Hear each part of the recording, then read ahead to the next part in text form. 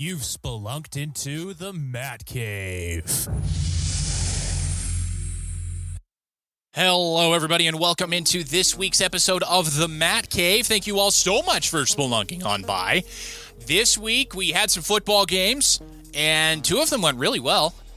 One of them, I'm not even going to spoil how I'm going to talk about how all of them went. I'm just going to say that I'm going to talk about all three games for Utah, Utah State, and BYU. And then I will dive into a little bit of Utah Mammoth news as the preseason gets underway this week.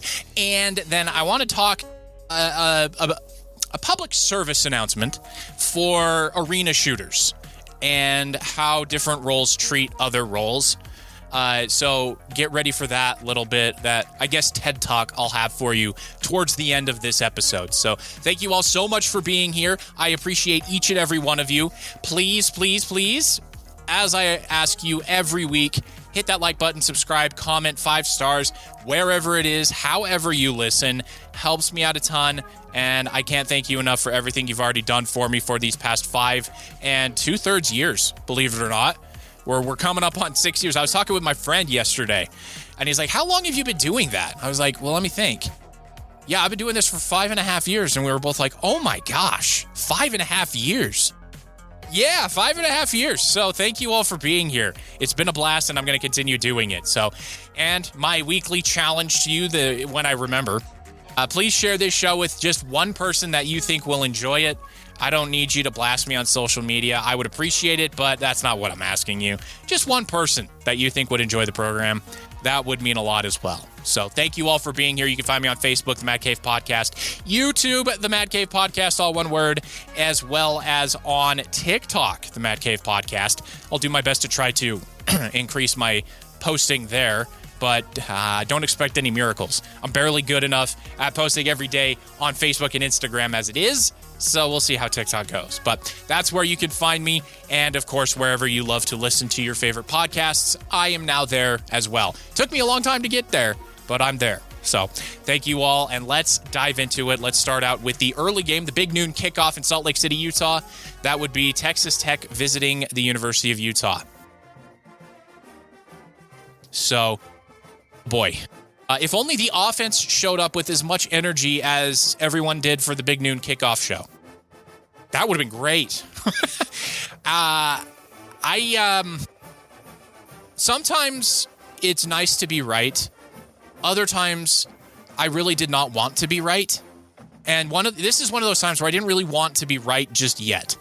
If we all rewind back to my University of Utah college football preview, I said I wasn't sold on Devin Dampier or Jason Beck and the New Mexico offense coming into a Power 4 conference. And the first 3 weeks didn't show us much of anything. They played UCLA, an FCS team, and Wyoming. I mean, that's on par with what BYU has faced to start the year, which is why I'm not as jazzed up as everyone else is on Bear Bachmeier, but we'll get to that in a little bit. So, what were my main bugaboos when it came to Devin Dampier and the Utes offense? First, who's he going to throw the ball to? He has 2 guys he can throw the ball to. 2. That's it. Ryan Davis and Dallin Bentley. Ryan Davis had a couple of drops, and Dallin Bentley was missed on quite a few throws from Devin Dampier. Second, it was turnovers. In fact, that probably could have been my big one. In the big games against equal or better athletic competition, how would Devin Dampier hold on to the ball? Would he be able to hold on to the ball in those games? I was trending towards saying not. I don't think he would be able to. And in this game, he wasn't able to. 2 interceptions and a fumble. That's not great. And he wasn't the only one, though. Ryan Davis had a fumble, and Wayshawn Parker had a fumble. So the offense couldn't hang on to the ball, and the defense just got gassed by the end of the game. You could see just in the scoreboard, just in the box score, you could see that the defense got gassed by the end of the game. It was 10-3 early on in the fourth quarter, and then Texas Tech just ran away with it. They scored 24 points in the fourth quarter. Final score, 34-10. It is the second largest margin of defeat at home for the Utes in the past decade. And I was talking with a couple of my buddies, and we were watching the game. They were asking the question, I'm sure that's on the mind of a lot of Utah fans, and that is, why hasn't Kyle Whittingham retired yet and handed the reins off to Morgan Scalley? Because it seems like this is the same thing that's happened the past 3.5 or 4 years. And I had to pause for a second and just think, chew on that statement. And they were right for the most part. What I've noticed in how Kyle Whittingham has been building his teams is his defense is always stellar, and it always has been. That's never a worry. No matter who his defensive coordinator was, his defense will always be great. What's happened on the offensive side of the ball is they got Cam Rising, and they wanted the quarterback to be the superhero. That's kind of how they built their teams. If you look on the offensive side of the ball, Utah has usually had a very good running game. Very good running game. Technically, they eclipsed 100 yards rushing in this game, but no one person has taken reins of this job, of the running back job. And Wayshawn Parker is losing the faith of the coaching staff because he keeps fumbling the ball. And if you've watched Kyle Whittingham for more than a game, you know if you fumble the ball, you're not really going to see the field. Just ask Nate Johnson. He didn't see the field at all. So where do we go from here? The defense is it's still going to be solid. I also saw some chatter that the team quit. The team didn't quit. They just got gassed. There's a difference. They were still fighting. They were still trying to make tackles. It's just the defense was on the field for too much. Way too much. And it's a carbon copy of the past 2 years at least, where the defense is top 10 in the country, and then the rest of the team lets them down. That's really where we're at with the Utes. And that's how they approached this offseason as well. It was, we got Devin Dampier, we got his offensive coordinator, and we got Devin Dampier's favorite receiving target from New Mexico last year. We're going to be great again. Here's the deal, though, and I said this in my preview, it's a New Mexico offense that only won 5 games. 5 in the Mountain West Conference. 5. Okay? Devin Dampier threw 12 interceptions, and he had multiple fumbles last year. That doesn't get fixed overnight. So while it's not the end of the season, this is one loss. Alarm bells should be ringing because Texas Tech's defense, they did spend millions of dollars on it, and they're not going to run into that sort of defense every week. Utah has West Virginia coming up. We'll see what happens there. West Virginia is a very up and down team. They got blown out this past weekend, but week before that, they beat Pittsburgh, but then the week before that, they lost in a bad game. So we'll see what West Virginia team shows up. But the offense, again, just isn't it. And the approach that the football team is making to offense just isn't working. And I'm saying that from a structural point of view, not from like play calling or personnel. It's just how Utah approaches the offensive side of the ball to be a complement to the defense. In today's college football, that just doesn't work anymore. Especially now that Utah has an identity. Everybody knows this identity, and they expect it. They expect punchy in the mouth football, and they're ready for it. Nobody's going to get surprised by it. And nobody has the pride in the Big 12 that a USC or a UCLA or even an Oregon had when they were in the Pac-12, when they were facing against Utah. So it's a different beast. Kyle Whittingham has more than earned the right to do whatever he wants to do. But if there is a repeat this coming week of this offense, there's going to be a lot of noise surrounding that coaching staff. So we're just going to have to wait and see what happens. But this offensive performance was putrid. It was putrid. There's no other word for it. Okay, so next week, West Virginia. We'll see what happens there. Whatever West Virginia team shows up, we know the defense is going to show up for Utah. It's just, how does Devin Dampier bounce back from one of the worst games probably of his career? And what do they do with that running game? Because one more thought here before I move on to Utah State is this offensive line is supposed to be one of the best in the country, but they got pushed around by Texas Tech. It was very weird to see. because this offensive line, truthfully, before the season started, all 5 guys could be drafted this year. And from what I watched, only Logan Fano really showed up and showed why Kyle Whittingham called this the most talented offensive line group he's ever had. We'll see. We'll have to see as the season rolls along. But all right, so that's it for Utah. Let's move it along to Utah State against McNeese or McNeese State. Whatever. It's an FCS school. So let's move on to Utah State. And Bronco Mendenhall is going to Bronco Mendenhall. He's going to beat the teams he's supposed to beat. I said that in the preview. He's even beaten a team I thought he wasn't supposed to beat in Air Force. But then I remembered, oh yeah, he just always beats the service academies. That's just what he does. So looking at this game, I could really only look at the stat sheet here because there was no really televised game for me to really watch, and I was watching the BYU game because they were on at the same time. So forgive me, Aggie fans. I'm going more off the box score, which I tell you never to do. But this box score does tell a story, and it's a story that I'm not in love with when it comes to how Bronco Mendenhall leads his teams. So the first thing that I look at when it comes to FCS schools is how quickly is the game out of hand so that you can get your backups into the game. That's what you look for in these games. And for Utah State, they did not get their backups in the game ever. At all. Period. End of story. It was starters for the entire game until the fourth quarter. And at that point, I'm pretty sure they had a running clock just so that everybody could get out of there healthy. So when you look at this stat sheet, Bryson Barnes, 19 to 27, 293 yards, 3 touchdowns, 1 interception. That's a very Bryson Barnes stat sheet. He also carried the ball 13 times for 128 yards and 2 touchdowns. So for the second week in a row, he has accounted for 5 touchdowns, which is pretty impressive. No matter who you are, on what team, no matter what competition you're up against, that's a very impressive stat line. He was in the game for like the entire game. I don't like that. You don't want to put your starter at risk against an FCS school, period, end of story. And it was kind of the same thing with Kyle Whittingham and Devin Dampier in their game. So I don't like that. I understand the other side of the coin on that, where you say you want as many reps as possible for your first team so that you can get more and more comfortable in the offense. I understand that side of it too. But when it comes to an FCS school, you just want to get out of there healthy. That's the whole point of the game. So Bryson Barnes being in the game for that long, I'm not a fan of.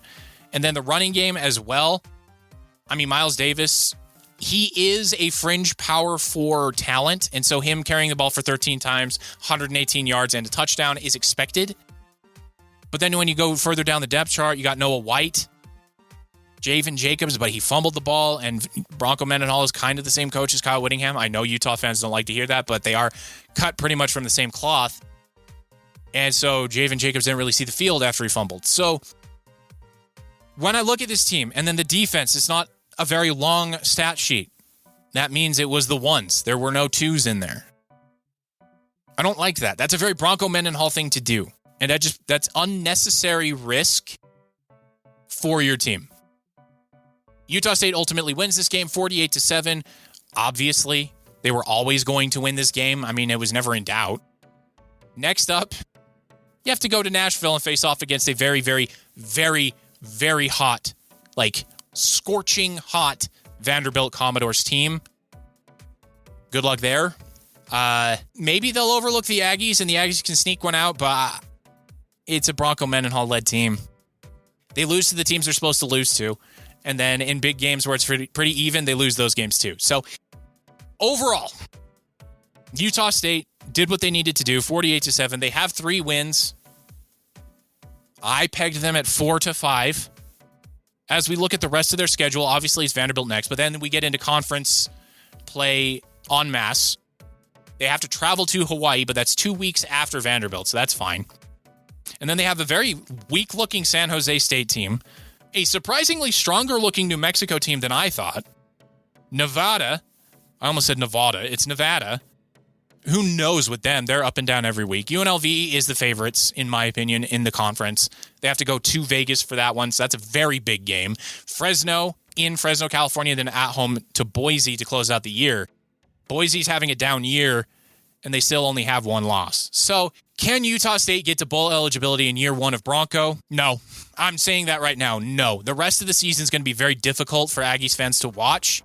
If Bryson Barnes gets hurt, and that with the way Bryson Barnes plays the game of football, it's very likely this offense falls apart. Enjoy the winning record now. Against Vanderbilt, that's a definite loss. But then you got Hawaii, San Jose State. You got your conference play after that. And anything can happen. I will give you that. But I just don't see an avenue of Utah State winning 3 games. I can see them winning 2 more, for sure. But 3 more may be a bridge too far. And then I also wanted to shout out one comment that Bronco Mendenhall made when he was getting interviewed during the McNeese, or I think it was during the Air Force Week. It was in the last 2 weeks where he said he doesn't like scheduling Power 4 teams. Bronco, what? So in this new era, this new world of college football, and the college football playoff and the voters and all of this other stuff, let's say Utah State goes undefeated, but their schedule is full of teams like UTEP, San Jose State, New Mexico State, New Mexico, Colorado State, Wyoming. You get where I'm going? They go undefeated. Then there's a 4-loss Big Ten team. Those two vying for a college football playoff spot. Utah State, let's say they lose in the Mountain West championship game or the Pac-12 championship game as we go into the next season. There's no way under the sun that Utah State would get voted in over that 4-loss Big Ten team or even a 5-loss SEC team, a 3 or 2-loss Big 12 team or ACC team. So Bronco, what happened to competition? I'll just leave that question there. All right, let's move it on to BYU and East Carolina in a very sneaky, tough game for the Cougars. And the first half was pretty much exactly what I was expecting. Slow, defense first. Aaron Roderick kind of afraid to unleash Bear Bachmeier. They did have that deep pass that Parker Kingston ran himself out of bounds on making a catch. And I want to stop and pause here and just be like, what happened to Parker Kingston? What happened? 2 fumbles early in the season. He lost out his punt returning gig to Tiger Bachmeier. And he had 2 instances where he ran himself out of bounds in making a catch. The second one was ruled a catch, but it very easily could have been ruled an incompletion, and it in no way would have been able to be overturned. And then the first one, he ran himself out of bounds. What happened to this guy? Last year, he was Weapon X for the offense and the special teams. This year, it's like the spotlight's too bright. And he's getting like alligator arms, and he's forgetting how to carry a football. So that's my first question. What happened to Parker Kingston? But let me talk about the game overall. BYU's defense, legit. Up there with Utah's defense and Texas Tech's defense. Those are your top 3 in the Big 12. And all 3 could finish in the top 10 in the country, and I don't think there's really an argument to be made there. BYU allowed their first touchdown of the season late in the early in the fourth quarter. Time is irrelevant to me, I guess. But they had the longest streak in the country of not allowing a touchdown. Now, the competition has not been fierce. Portland State, Stanford, and East Carolina, that's not a murderer's row. But East Carolina does have a very efficiently good offense. But it's still an impressive stat to throw out there. The knock on BYU going into the Colorado game is, who have you played? It was the same knock on Utah as they went into the Texas Tech game. Who have you played? And the answer is nobody. Yeah, sure, Stanford beat Boston College, but then the very next week they got blown out. East Carolina's 2-2. They lost closely to North Carolina State. They beat an FCS school, and then they beat a conference opponent. There's not much there to really learn. What I did see that was incredibly encouraging was in the second half, Aaron Roderick and Kalani Sitake, and I'm sure Fisi Sitake and Harvey Unga and anybody else, the offensive line coach, I think they huddled together and they just said, let's just let Bear rip it and see what happens. Obviously, our defense can stop East Carolina. Just let the kid go. And they did in the second half, and he looked great. He had confidence. He was making really good throws. He missed a couple times, which is expected. He's a true freshman. He's 19 years old. Man, I was in high school when the kid was born. Wow, that's a revelation for you. Anyway, whoa, that stopped me in my tracks. Okay. He looked great. He was ripping it into spots where other BYU quarterbacks, and I'm not going to say Jake Retzlaff because he would have had the courage to do it, but I'm talking like Riley Nelson or Matt Berry, the ones that are not very good, would have been afraid to throw it, and he threw it right in there, and his guys made the catch. Chase Roberts, Carson Ryan, Parker Kingston even did make a couple of tough catches, and Sione Moa made a really nice catch. So it's encouraging. What I didn't like was his distribution. He did focus in on Chase Roberts, Carson Ryan, and Parker Kingston. He didn't really have the distribution I'd like to see. But again, true freshman. There's not going to be the distribution you want to see until his junior year. So I'm very encouraged by what I saw. Does this mean that BYU is going to go undefeated and win the Big 12? Absolutely not. They haven't played anybody. The defense is good enough to get them there. Will Farron is a kicker that's good enough to get them there. And LJ Martin is an all-conference running back, and the offensive line is better than advertised. But again, that offensive line has not faced off against real competition. Next week is going to tell us everything we need to know about this BYU football team. Colorado has been up and down. They may have found their starting quarterback in Caden Salter. We'll see what happens during the BYU game. BYU has proven time and again that their defense is up to snuff under Jay Hill. Will the offense be even half of what the defense is? That is the big question. Personally, I don't think they are this season, which is very sad to say. But if Kalani Sitake can work some magic and get LJ Martin back for another season, then I think this team can be special next year. But, and there's a big but, what does Bear Bachmeier do? And not only that, what does Aaron Roderick allow Bear Bachmeier to do? I was critical of his play calling in the first half. In the second half, I was overjoyed from what I saw with Aaron Roderick's play calling. Will we get the second half of the East Carolina game, Aaron Roderick, against Colorado? I don't think so, especially early on. But this team is very good. Very good. If the stuff with Jake Retzlaff didn't happen, we would be looking at BYU being the conference favorite. Jake Retzlaff is not a good quarterback, but he's good enough to get this team to a Big 12 championship. Bear Bachmeier will be good enough.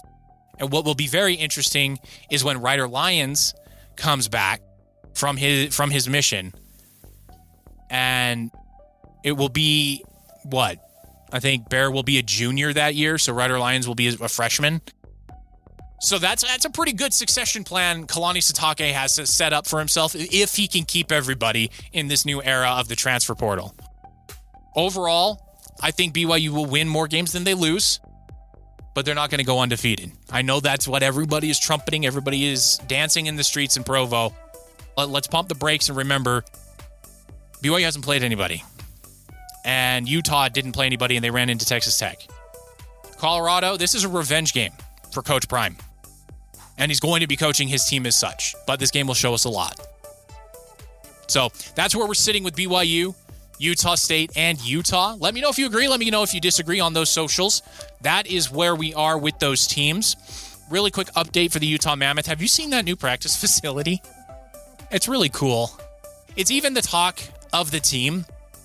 And they're saying, and not just them, it's like the writers and even some agents of players that have visited it are saying this is good enough to draw in some free agents. Like, this is a really cool facility that is just outside of Salt Lake City, and it's just world class. It is. It's world class. And so if the Winter Olympics do come to Utah, then Team USA is going to sit in those digs. And it's going to be really cool. So that's definitely home nation advantage at that point. So the Utah Mammoth new facility is really cool. The team kicks off preseason this week. As of me recording this on a Sunday, it is a 2-game thing. Like, the first game for the preseason isn't really a game. It's like a scrimmage. And then there's the real preseason game in the evening. Really weird. And then we get into the preseason proper. So I'm very excited for the season of the Utah Mammoth. I will be talking more about them as we get into the regular season. But as we all know, with Matt, football's king for now. Now, let's move into video games. And this week, I saw some interesting stuff online about arena shooters. So like Overwatch 2, Marvel Rivals, those sorts of games.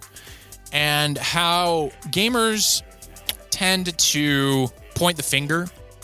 They have main character syndrome, where it's everybody else's fault but my own. And you see that mainly from the damage rolls. That's what you mainly see. You see them blame the finger and be like, oh, the healers didn't heal me, or the tanks didn't create enough space, or they didn't hold the point well enough for me, and so I wasn't able to do my thing. No, that's never the case. So I wanted to pull up some stats. And so Overwatch 2 has something called roll queue. That's what it is, where you pick tank, DPS, or support. And you go in and you can then pick from that pool of champions to then play in the match. I like it personally because it leaves less up to chance during these games. And so people are going to have to play those roles instead of having 5 DPS and a tank and nobody plays healer or something like that. But that can happen in Marvel Rivals. So I looked up the stats for Overwatch 2. So this is as of July 2025 from Overbuff, which has been like I don't want to say an ESPN type stat site for Overwatch, but there's not really any other simile for me to draw. So that's what I'm going to have to call it. But damage pick rate is 39% of the time. Support pick rate is 37% of the time. So that's pretty even. But then tank pick rate is 21% of the time. And so for someone like me who just flexes, I don't care. I have no ego. I just want to play and have fun and do my best to win. That's why I play video games. That's why I think everybody should play video games. Because here's the news flash, little Timmy. You're not going pro in video games. You're just not. The odds of you going pro in video games are the same as you going pro in professional sports. So calm down, take a step back. You're not that guy. Okay? All right. So when I look at those stats, we look at the win rate for them as well.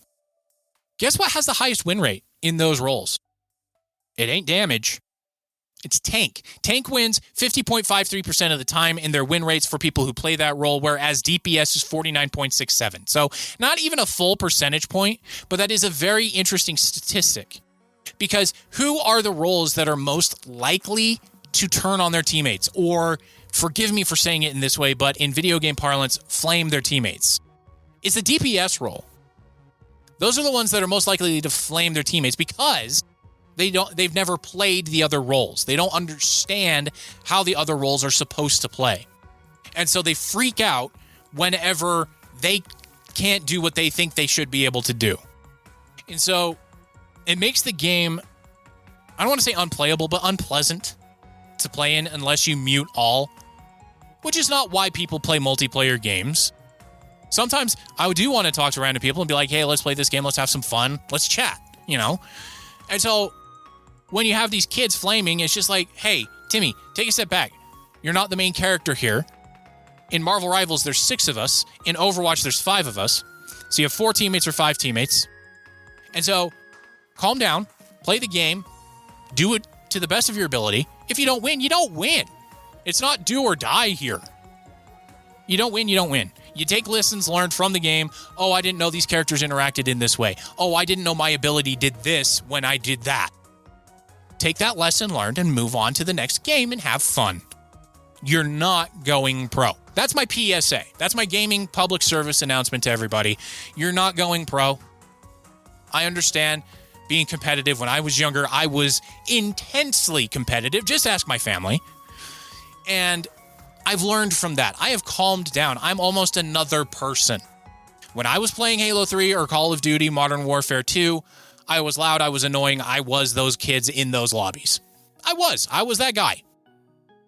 I've grown out of it. And I just want to say to younger Matt and to anybody else who might be listening to this, just calm down.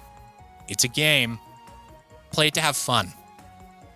And if you're not having fun, stop playing. Do something else. I'm not telling you to stop playing video games, but maybe hop off that game, go do something else.